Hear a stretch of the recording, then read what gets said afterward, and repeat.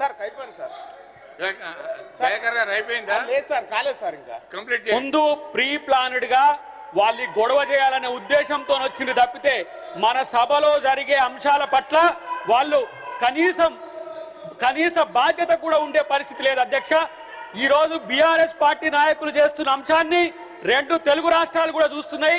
ఏ రాష్ట్రంలోనే ఒక చట్టాన్ని అలా బాధ్యతగా ఇలా ముఖ్యమంత్రి గారు కేబినెట్ తీసుకొస్తే దాన్ని ఏమంటాము నిర్లక్ష్యం చేయడమే కాకుండా తల్లిదండ్రుల పట్ల వాళ్లకు ఎలాంటి ప్రేమ లేదని నిరూపించిన ఈ చరిత్ర మనకు కనబడుతుంది అధ్యక్ష. ఒకవేళ వాళ్ళు నిరసన చెప్పాలనుకుంటే ఈ బిల్ పాస్ అయిన తర్వాత వాళ్ళు నిరసన చెప్పుకునే అవకాశం ఉంది అధ్యక్ష.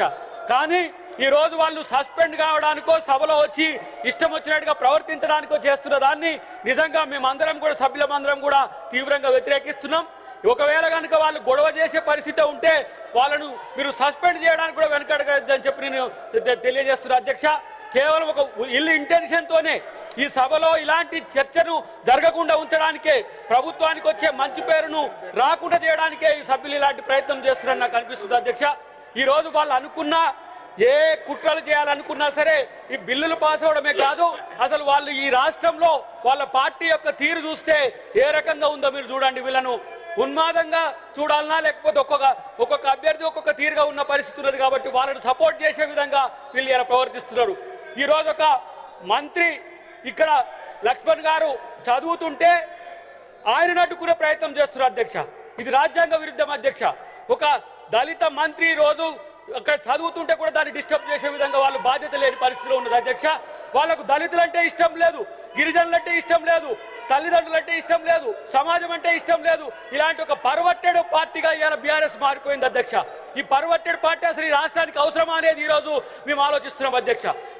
వీళ్ళు తెలంగాణ తెచ్చినామని చెప్పుకునే వీళ్ళు ఇలా తెలంగాణ సమాజం పట్ల ఏ బాధ్యత ఉందని చెప్పి ఈరోజు చెప్పుకుంటారు అధ్యక్ష. కేవలం వాళ్ళ యొక్క కుటుంబాలు బాగుపడడానికే ఇలా దొంగల్లా దోచుకున్న కుటుంబమే ఇలా దొంగల రాజ్యం అంటుంది అధ్యక్ష. ఇదెక్కడి వినూత్నమైన పరిస్థితితో ఎవరికి అర్థం కావట్లేదు. కేవలం మేము ఒక 10 మంది ఉన్నాం అసెంబ్లీలో, అదో ఇదో హల్చల్ చేస్తాం, అది వార్త అవుతుందని చెప్పి ఒక చీప్ టాక్టిక్స్ తో ఇలా బీఆర్ఎస్ పార్టీ తన ప్రతిష్టను దిగదార్చుకుంటున్న పరిస్థితి అధ్యక్ష. కాబట్టి ఇలాంటి సభ్యులు పెద్దల సభ అధ్యక్ష, ఇది ఇక్కడ చర్చ పెద్ద ఎత్తున జరగాల్సిన అవసరం ఉంది అధ్యక్ష. ఈ సభ ఇలాంటి అంశాల పట్ల చాలా కన్సోల్గా ఉండాల్సిన అంశం అధ్యక్ష.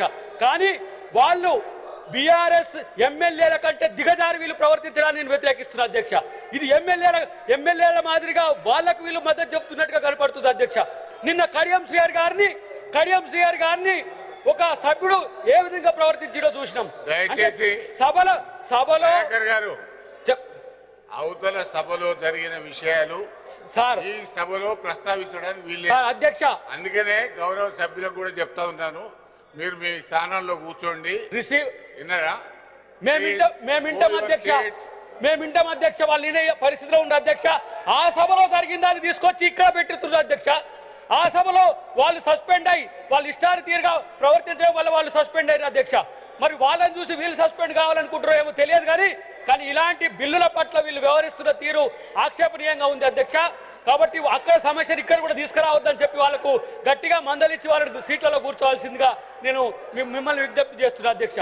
ఈరోజు వాళ్ళు మాట్లాడుతున్న మిత్రులు ఎవరైనా సరే ఇలా మీరు తల్లిదండ్రుల పట్లనో సమాజం పట్లనో మీకు ఒక చిత్తశుద్ధి ఉంటే మీరు కూర్చోవాలని చెప్పి నేను తెలియజేస్తున్నా అధ్యక్ష.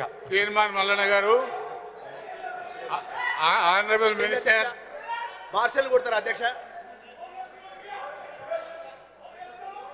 మీరు పోచంపల్లి శ్రీనివాసరెడ్డి గారు, తాత మధు గారు, నవీన్ కుమార్ రెడ్డి గారు, తక్కేలపల్లి రవీంద్రరావు గారు, మీరు దయచేసి ఈ పెద్దల సభలో సభ్యులు మీరు వాళ్ళ మీద పోతే వాళ్ళ ప్రొటెక్షన్ వాళ్ళు చూసుకుంటారు. కాబట్టి దయచేసి మీరు పెద్ద మనుషుల్లాగా బిహేవ్ చేయండి. మీరు పెద్ద మనుషుల్లాగా బిహేవ్ చేయండి ప్లీజ్. తీర్మార్ మల్లన్న గారు. అధ్యక్ష,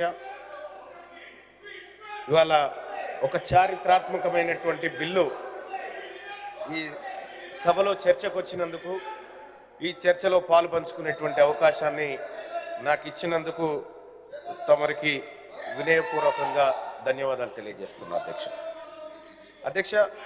మీరు అరిస్తే నాకు వద్దుపోతుందా?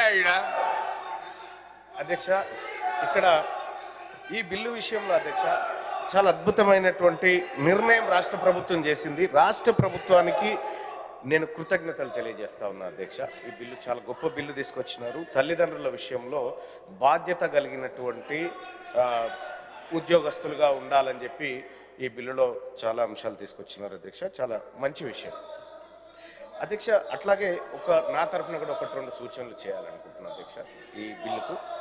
అధ్యక్ష, ఇక్కడ తల్లిదండ్రులు ఉన్న పిల్లల అంశం వచ్చింది, కానీ మరి తల్లిదండ్రులకు పిల్లలు లేనటువంటి వాళ్ళ పరిస్థితి కూడా ఈ రాష్ట్ర ప్రభుత్వం ఆలోచిస్తే బాగుండేది. ఎందుకంటే చాలామంది పిల్లలు కానీ వాళ్ళు ఉన్నారు సార్, తల్లిదండ్రులు వాళ్ళు మరి వాళ్ళ పరిస్థితి ఏందనేది కూడా మన రాష్ట్ర ప్రభుత్వం ఒకసారి ఆలోచన చేస్తే బాగుండేది. అలాగే సార్ ఈ చట్టం గతంలో కూడా అస్సాంలో ప్రణామ్ అనేటువంటి చట్టం పేరుతో అప్పటి కాంగ్రెస్ పార్టీ, భారతీయ జనతా పార్టీ ప్రభుత్వం ఈ 2017లో తీసుకొచ్చింది సార్. ఈ చట్టాన్ని తీసుకొచ్చినటువంటి సందర్భంలో కూడా అక్కడ ఒక సీరియస్ డిస్కషన్ జరిగింది. దాంట్లో అప్పుడున్నటువంటి విపక్షాలు కూడా కొన్ని అంశాలు లేవని